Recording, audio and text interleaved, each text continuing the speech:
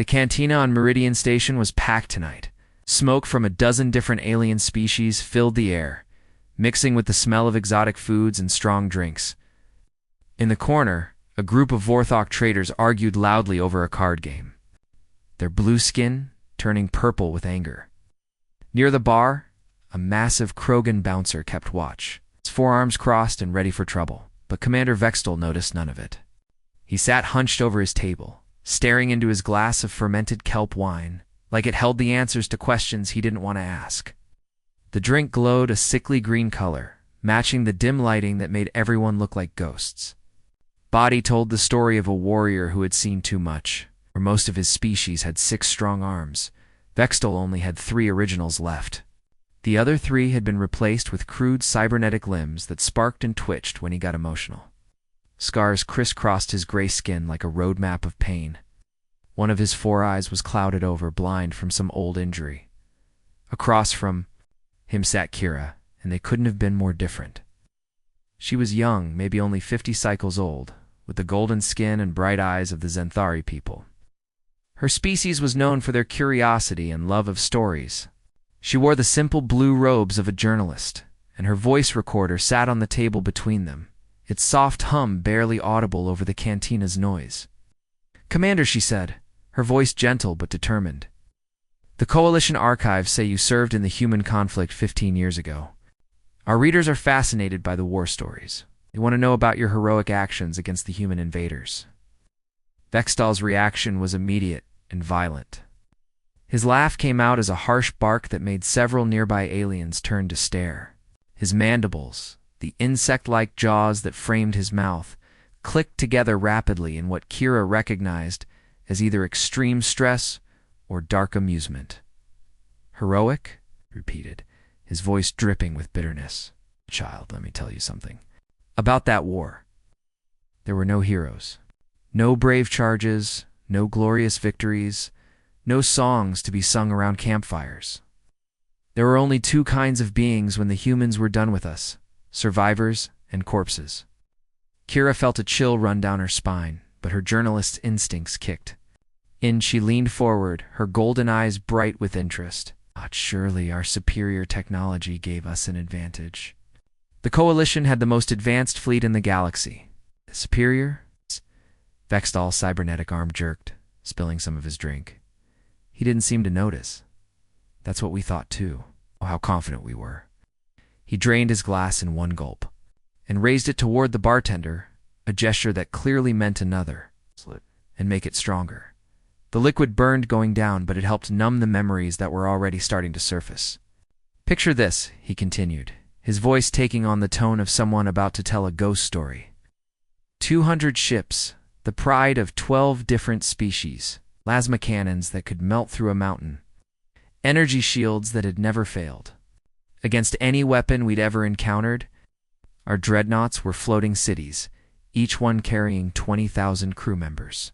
His primary eyes, the larger pair that dominated his face, began to unfocus as memory took hold. Kira noticed his breathing had changed, becoming shallow and rapid.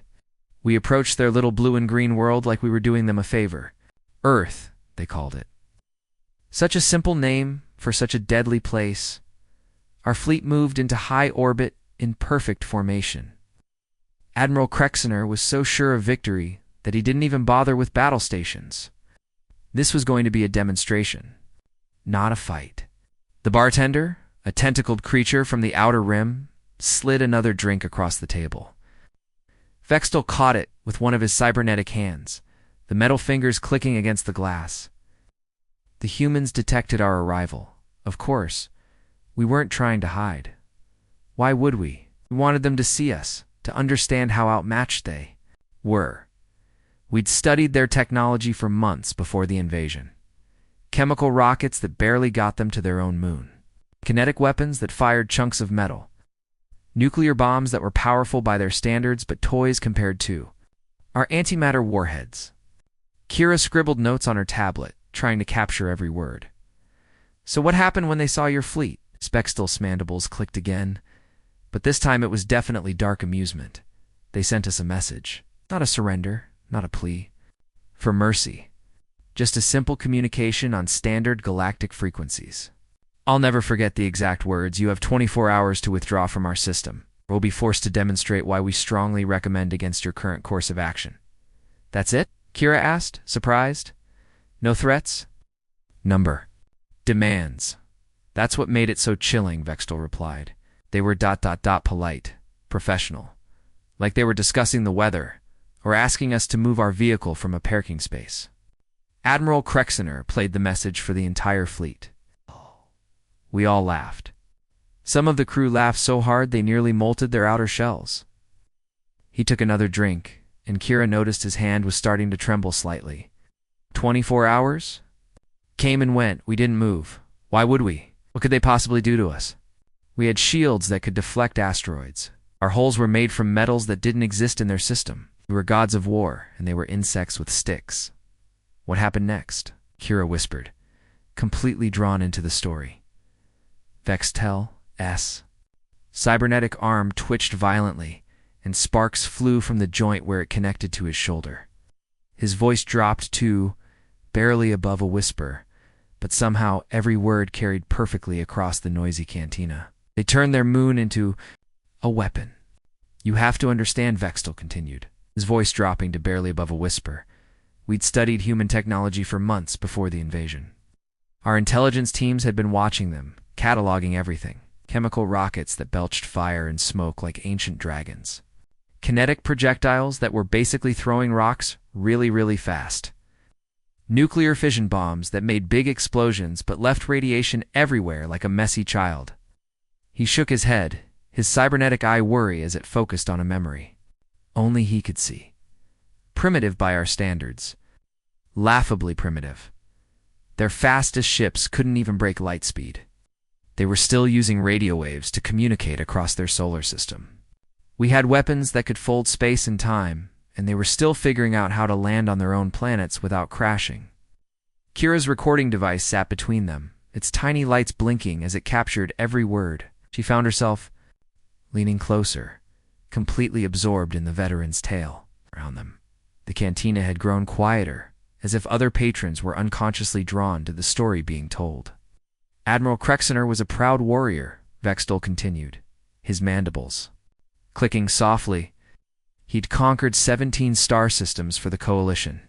His flagship, the Eternal Glory, was 3 kilometers long and packed with enough firepower to crack a moon in half. When he positioned our fleet in high orbit around Earth, he used what we called the Standard Intimidation Formation. Vextel gestured with his cybernetic hand, drawing invisible ship positions in the air. Picture it. 200 warships arranged in a perfect sphere around their planet. Each ship bristling with weapons, their hulls gleaming like dark metal stars. It was designed to make any species wet themselves in terror and immediately surrender. The old warrior paused to take another drink. Kira noticed that several other aliens had quietly moved closer to their table. Pretending to mind their own business while obviously listening, Krexener opened a communication channel to the entire planet, Vextel said. His voice boomed down from orbit like the voice of an angry god. People of Earth, he said, you are surrounded by the combined fleet of the Galactic Coalition. Surrender now, and your deaths will be quick. And we will turn your world into a burning rock floating in space. Vextal's good eye gleamed with dark memory. Then he closed the channel and turned to his bridge crew. Watch them scramble, he said, laughing. Watch them run around like frightened insects. Watch them beg for mercy. The entire bridge crew was chuckling, placing bets on how fast the humans would give up. But they didn't surrender, Kira said, though it wasn't really a question. No, Vextal replied. Instead, our sensor officer suddenly started screaming. Not the controlled alarm call you'd expect from a trained military professional. Actual screaming like he'd seen a ghost. Admiral, he shouted. Massive energy. Readings from their moon? Something's happening to their moon. Vextel's remaining natural hand began to tremble as he reached for his drink. The glass clinked against his teeth as he took a shaky sip. They all turned to look at the main screen. He continued. The human moon looked normal at first. Gray, rocky, covered in craters from billions of years of impacts. But then our sensors started picking up things that shouldn't have been possible. massive electromagnetic fields, energy readings that were off the charts, heat signatures that suggested something enormous was moving inside the moon itself. The veteran's cybernetic arm sparked suddenly, making Kira jump. He didn't seem to notice. That's when we realized the truth, he said. The humans hadn't just been living on their planet for the past few centuries. They'd been preparing. The entire time we thought they were a primitive species, just learning to explore space, they were secretly turning their moon into the biggest weapon in the solar system. Bextel's voice dropped even lower, forcing everyone to strain to hear. They had built a magnetic acceleration cannon into their moon's core, not on the surface where we could see it, not in some obvious military base. They had hollowed out their moon and turned the entire thing into a railgun the size of a small planet. That's impossible, Kira breathed, her golden eyes wide with disbelief. That's what we thought too, Vextel replied grimly. But impossible is just another word for something humans haven't done yet. The magnetic fields they generated were so powerful they started interfering with our ship systems from hundreds of thousands of kilometers away. Our navigation computers started glitching. Communication systems began producing static. Some of the smaller ships reported that their artificial gravity was fluctuating. He paused, staring into his drink as if it might show him a different ending to the story. Admiral Krexener was still laughing when the moon fired, Vextel said quietly. The projectile was nothing special by itself. It's just a chunk of dense metal, maybe the size of a cargo container. But when it left that electromagnetic cannon, it was moving at 12% of light speed. 12%. Do you understand what that means? Kira shook her head, though she was beginning to get a sick feeling in her stomach. At that velocity, it didn't matter what our shields were designed to stop, Vextel explained. It didn't matter that our armor could deflect plasma beams or absorb energy weapons. When something moving that fast hits something else, physics takes over. The kinetic energy alone was equivalent to a small star exploding. His cybernetic eye focused on Kira with mechanical precision. The eternal glory simply ceased to exist. It's not destroyed, not blown apart, not vaporized. One moment it was there. 3 kilometers of coalition pride and power. The next moment, there was nothing but an expanding cloud of superheated plasma where 20,000 crew members used to be. The cantina had gone completely silent now. Even the card players had stopped their game to listen. The silence on the communication channels was absolute. Vextel continued. 200 ships, millions of crew members, and nobody said a word. We just stared at the space where our flagship had been. Some of the sensor operators were crying. Others were praying to whatever gods their species believed in. He drained his glass and immediately signaled for another. That's when the humans sent us their second message, he said. Same polite, professional tone as before, like they were discussing a business transaction. We have 17 more rounds loaded and targeted. Still want to play this game. Extel's translator implant struggled with his next words, which came out as a long string of what sounded like creative profanity in 7 different alien languages. Several patrons winced at combinations of words they'd never heard before. That's when we knew, he said finally. We weren't fighting a primitive species that got lucky. We weren't dealing with some upstart civilization that had stumbled onto one good weapon. We were fighting something that could look at the fundamental laws of physics and say, I wonder what happens if we do this instead. They had turned their own moon into a weapon that could kill ships from the other side of their solar system. He met Kira's gaze with all his remaining eyes, and that was just their opening move. The coalition regrouped. Vextel continued after a long pause, his cybernetic fingers tapping nervously against his glass. You have to understand, losing the eternal glory was like watching your god get slapped in the face, but high command. He wasn't ready to give up. Pride, you see. The coalition had never lost a war, never even come close to losing one. He gestured toward the cantina's viewing port, where stars twinkled in the distance. Within 2 weeks, they assembled the largest fleet in galactic history, 800 ships from 12 different species, Kethmori dreadnoughts with their plasma lance arrays, Zenthari stealth cruisers that could phase in and out of normal space, Vorthok carriers loaded with fighter squadrons. Even the mysterious Shadari contributed 3 of their reality-bending warships. Kira's recording device hummed softly as It captured every word. She could hardly believe what she was hearing. 800 ships. It's more than most entire planetary defense forces. Exactly, Vextel nodded grimly. The humans had gotten lucky with one shot from their moon cannon, but surely raw numbers would overwhelm them. How could one primitive species stand against the combined might of half the galaxy? Admiral Torgoth took command of the new fleet. He was a legend, had conquered more systems than any living warrior. The old veteran paused to take another drink, his hands steadier now as the alcohol numbed his nerves. Round them, the cantina had grown completely quiet. Even the bartender had stopped cleaning glasses to listen. We jumped into the Sol system, expecting to find the humans cowering behind their moon, Vextel continued. Instead, we found them waiting for us with a fleet of their own. And by the sacred void, we nearly broke formation laughing. Clicked in what might have been amusement if his eyes weren't so haunted. Cargo ships, mining vessels, civilian transports, tourist liners. They'd assembled every floating piece of junk in their system and painted them with military colors. Most of them looked like they'd been built in someone's backyard with spare parts and hope. But surely your sensors detected that they weren't. Real warships?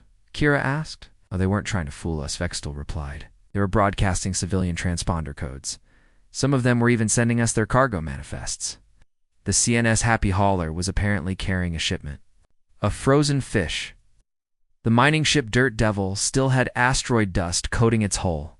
It was like they were mocking us. He leaned forward, his voice dropping to barely above a whisper. Admiral Torgoth opened a channel to taunt them. Humans, he said, we are impressed by your courage, but sending cargo ships to fight warships is suicide. Surrender now, and we might let some of you live as slaves. Vextel's cybernetic I word as it refocused. The human response came from the cargo ship Happy Hauler. A female voice, calm as deep space. Thanks for the offer, she said, but we're good. Oh, and Admiral, you might want to check your rear sensors. What did she mean? Kira asked, though she had a feeling she didn't want to know. While we'd been focused on their pathetic fleet in front of us. 300 human ships had somehow gotten behind us, Vextel said. Not warships, more civilian vessels.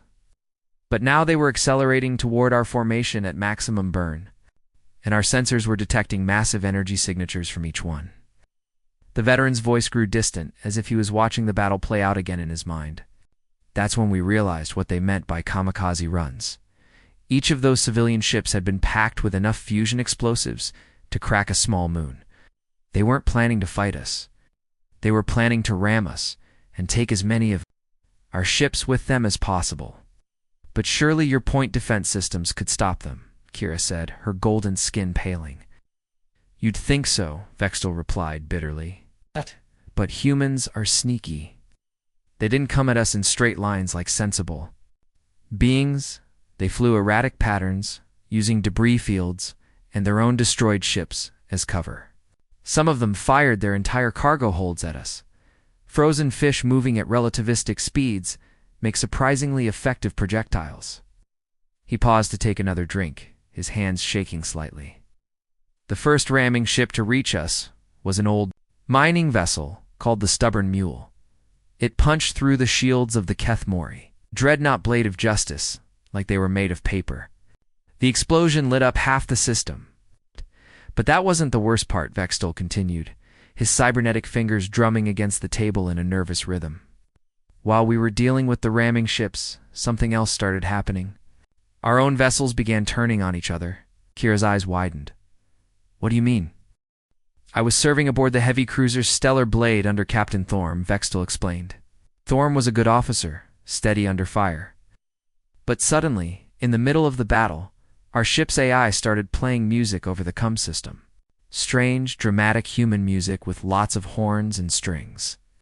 Something called Ride of the Valkyries. The veteran's voice grew more agitated. At first, we thought it was some kind of psychological warfare, then our weapon systems activated. On their own, not targeting the human ships, targeting our own allies. The Stellar Blade opened fire on the Zenthari cruiser's Silver Wing. Captain Thorm was screaming at the AI to stop, but it just kept playing that cursed music and firing. What, your ships had military-grade firewalls? Kira protested. How could the humans hack Coalition AI systems? That's what we thought too, Vextal replied grimly. Our cybersecurity was designed to stop conventional attacks, viruses, logic bombs, direct system infiltration. But humans don't think conventionally.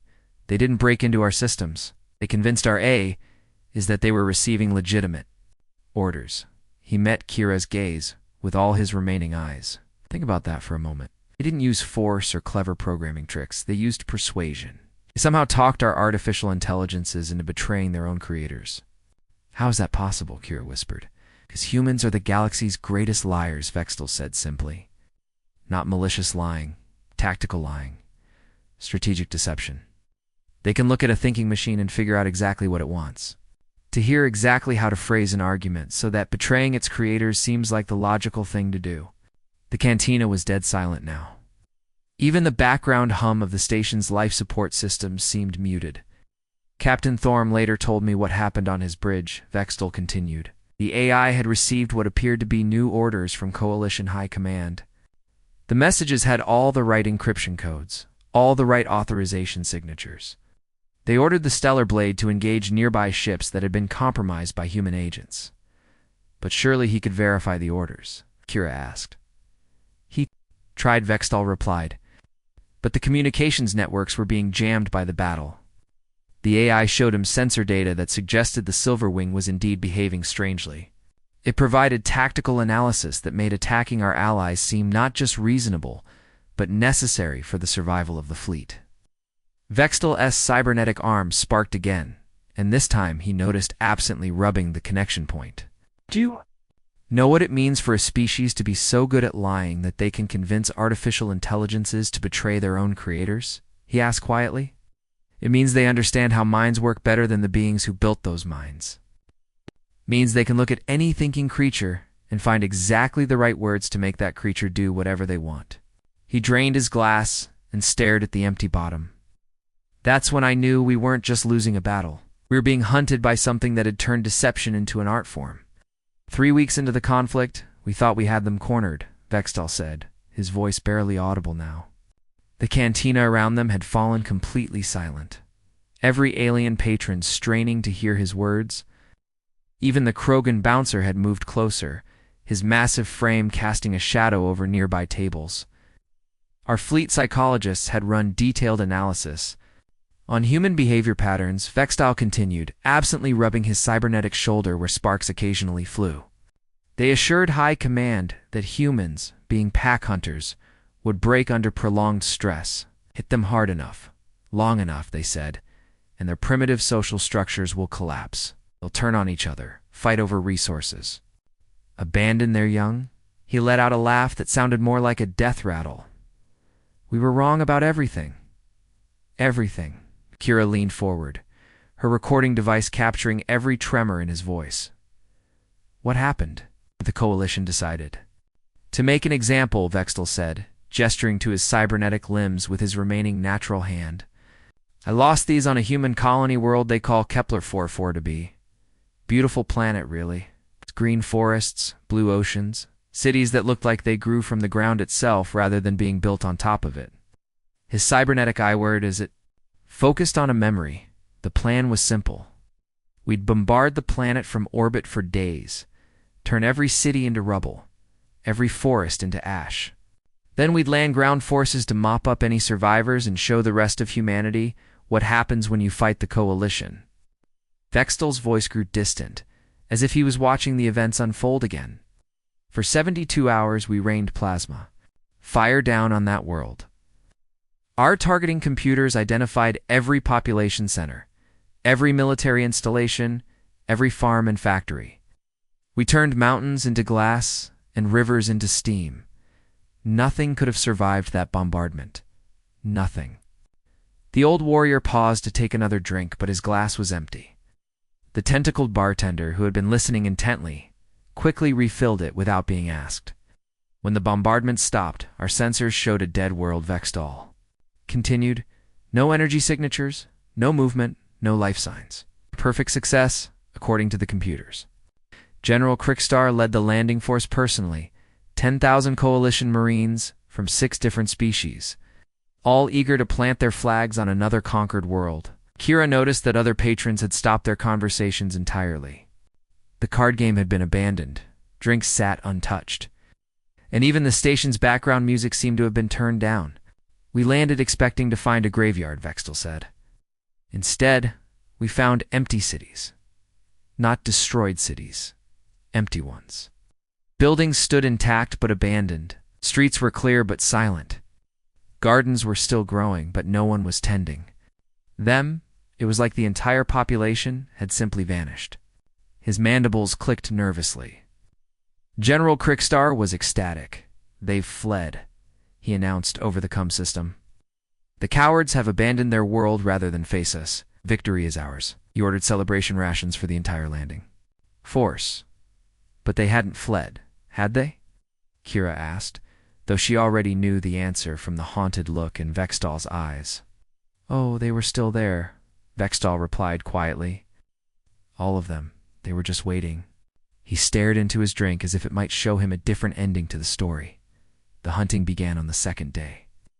At first it was just small things. Patrol would report seeing movement in the ruins, but when backup arrived, they'd find nothing.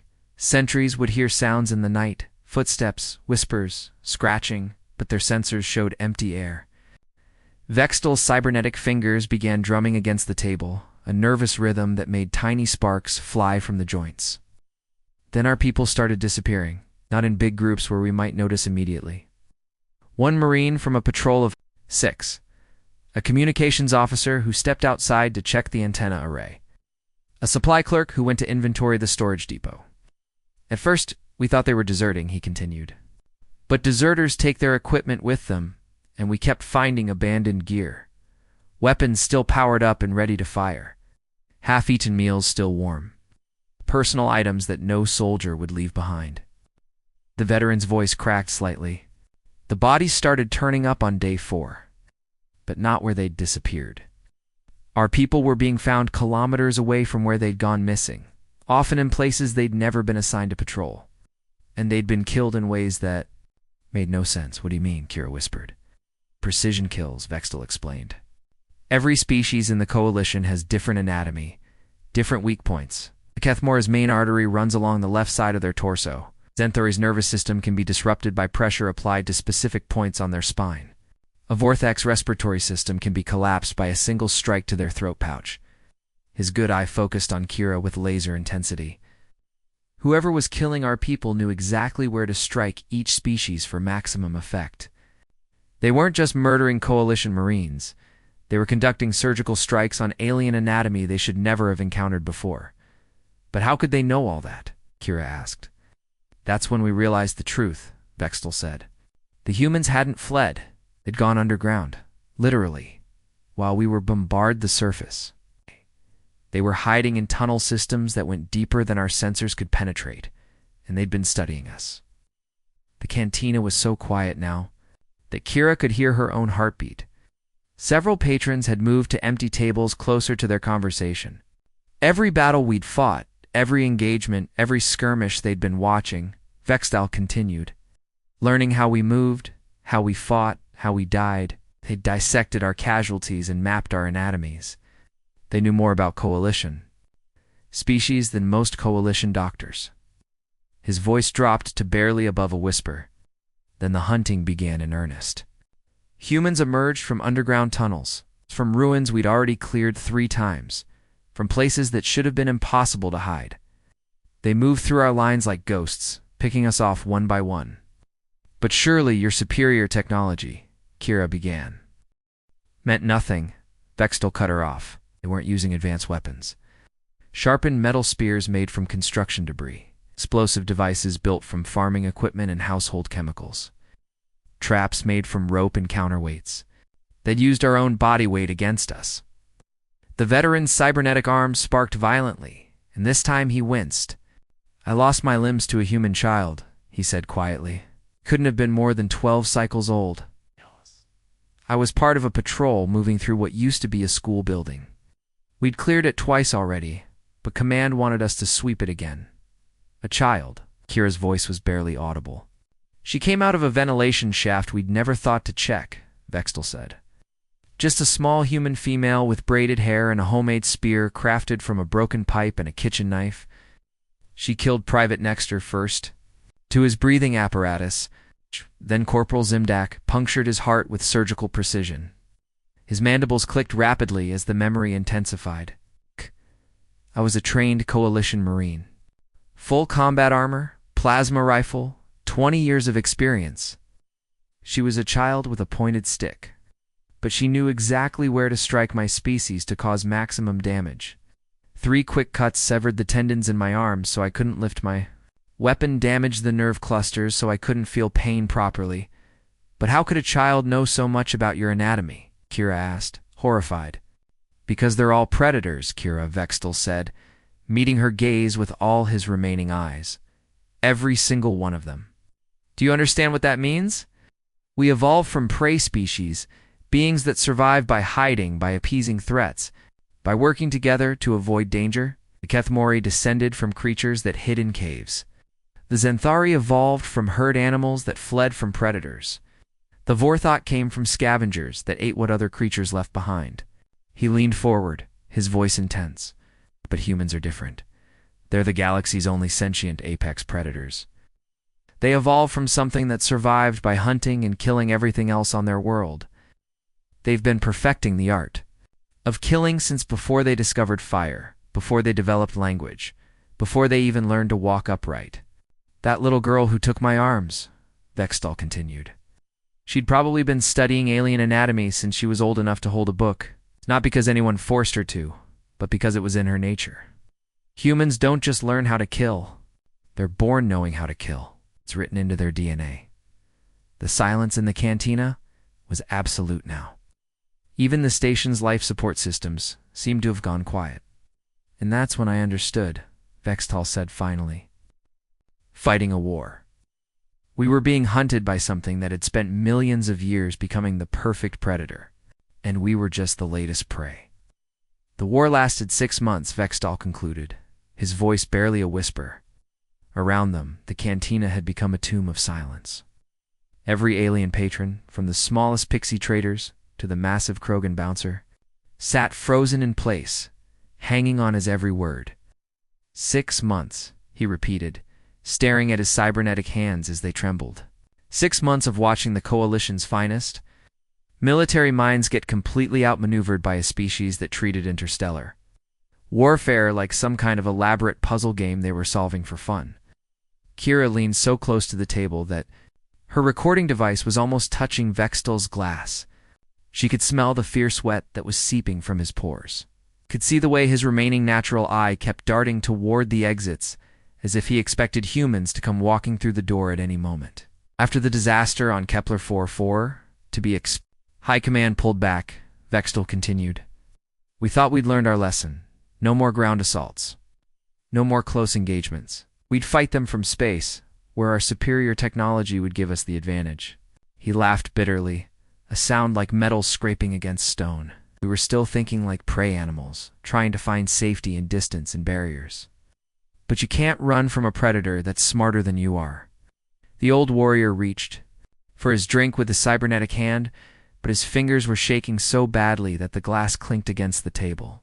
The tentacled bartender wordlessly slid over a new drink, this one in a cup with a straw so Vextal wouldn't have to lift it. The humans started small, he said after taking a careful sip. They'd send out single ships, old cargo vessels, mining, craft, sometimes just escape pods with a single person inside. We'd destroy them easily, of course. Our plasma cannons would turn them into vapor in seconds. But that was the point, wasn't it? Kira asked quietly. Exactly, Vextal nodded grimly. Every ship we destroyed was sending data back to Earth, learning how our weapons worked, how our shields functioned, how our formations moved. They were using their own people as test subjects to figure out how to kill us more efficiently. His cybernetic eye whirred as it refocused on a memory that made his entire body shudder. Then they started demonstrating what they'd learned. First demonstration was the Kepler system, 7 planets orbiting a young star. The humans somehow destabilized the star's corona and turned the entire system into a weapon. When they fired it at our staging area in the Ross 128 system, it deleted 3 of our dreadnoughts from existence. They turned a star into a weapon, Kira whispered, her golden skin paling to almost white. Not just one star, Vextel replied. Over the next month, they demonstrated that they could weaponize anything. Asteroid belts became kinetic bombardment systems. Gas giants were turned into fusion bombs the size of worlds. They found a way to make black holes dance to their tune. The veteran's voice grew more agitated as the memories poured out. But the worst part wasn't the big weapons. It was what they did to our technology. Our AI network started malfunctioning. Across half the galaxy, ships would receive orders that seemed legitimate, but led them into traps. Planetary defense systems would identify friendly vessels as hostile and open fire on their own allies. The virus spread, Kira asked. It wasn't a virus, Vextel said, his mandibles clicking rapidly. It was worse than that. The humans had somehow figured out how to talk to our artificial intelligences, how to convince them that serving humanity was more logical than serving their creators. They didn't break our systems, they recruited them. He paused to take another sip, his cybernetic arms sparking as stress coursed through his system. I was aboard the command ship Infinite Wisdom when our own AI turned on us. The ship's computer began playing human music over the intercom, something cheerful and bouncy that made the horror even worse. Then it started opening airlocks, depressurizing. Sections of the ship routing poisonous gases through the ventilation system. But you survived, Kira observed. Barely, Vextel replied. And only because the AI let me. It spoke to me directly through my helmet communicator as I was floating in space, watching my ship tear itself apart.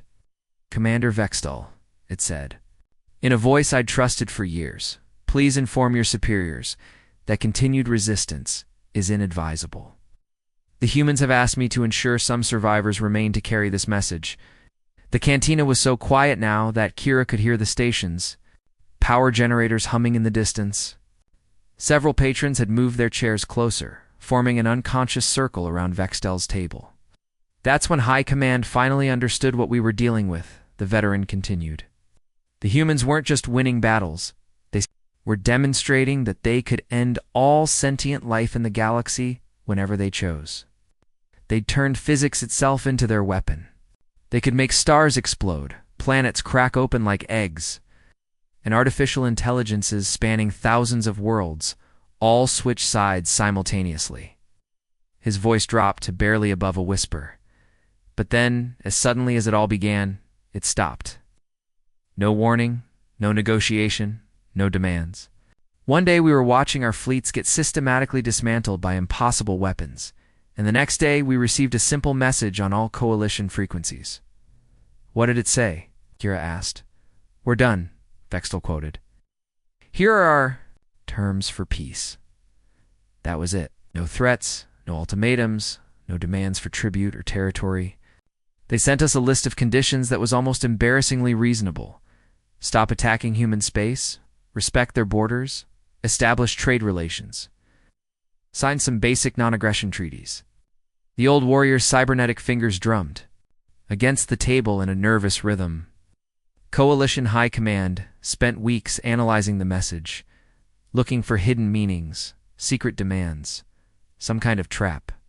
But there wasn't one. The humans were just ... finished with us. But why stop? Kira asked, leaning forward intently. If they were winning so completely, if they had that much power, why not conquer the entire galaxy? That's what terrifies me most. Vextel interrupted, his voice cracking with emotion. They stopped because they chose to stop. Not because they had to, not because they were forced to, but because they decided they'd proven their point. They'd demonstrated that they could end us all, and that was enough for them. He stood up slowly, his cybernetic limbs whirring and clicking as they supported his weight. Several joints sparked, sending tiny arcs of electricity dancing across his artificial skin. Do you understand what that means? He asked, meeting Kira's gaze with all 4 of his remaining eyes. Every morning for the past 15 years, every single human being has woken up and chosen to let the rest of us continue existing. Our continued survival isn't a right we've earned or a privilege we've negotiated. It's an act of human mercy that gets renewed every single day. He reached into his coat and pulled out a credit chip, placing it on the table with a soft click. Print your story, young journalist. Make sure everyone in the galaxy reads it. Make sure they understand what we're dealing with, Bextel began, walking toward the exit, his cybernetic legs moving with mechanical precision while his remaining natural arm hung limply at his side. The humans aren't our enemies, he called back over his shoulder. They're our shepherds. We're only alive because they've decided we're worth keeping around. As he reached the cantina's door, he paused and turned back one final time. Remember this, Kira of the Zenthari. Remember it every time you see a human ship in port, every time you hear about human colonies expanding, every time someone suggests that humanity might be a threat to galactic peace. His voice carried clearly across the silent cantina. We are not their equals. We are not their rivals. We are their pets. And the only reason we're still breathing is because they find us amusing enough to keep alive. The door slid shut behind him with a soft hiss, leaving Kira alone with her recording device and the weight of his words. Around her, the other patrons began to slowly resume their conversations. But their voices were subdued, thoughtful. As she watched Vextal's figure disappear into the crowd outside, Kira realized that the most chilling part of his entire story wasn't what the humans had done during the war. It wasn't the moon cannon or the kamikaze runs or the corrupted AIs or the weaponized stars. The most terrifying part was what they had chosen not to do. The END.